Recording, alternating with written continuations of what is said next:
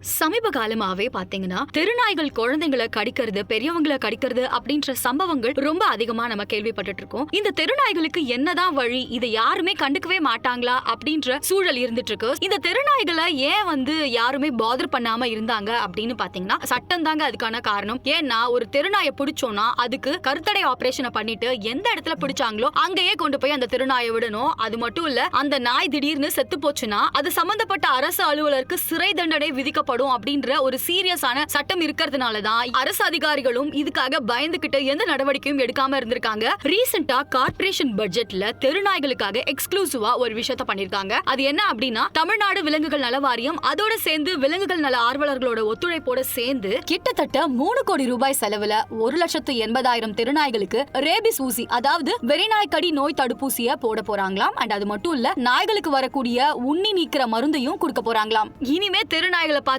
பயந்து ஓடாம இருக்கிறதுக்கும் அண்ட் குழந்தைங்க பெரியவங்க யாருமே தெருநாய் கடியில இருந்து தப்பிக்கிறதுக்கும் ஒரு நல்ல விஷயமா இருக்க போகுது. நீங்க இந்த தெருநாய் கடி ஊசியை பத்தி என்ன நினைக்கிறீங்க அப்படின்னு மறக்காம கமெண்ட்ல சொல்லுங்க.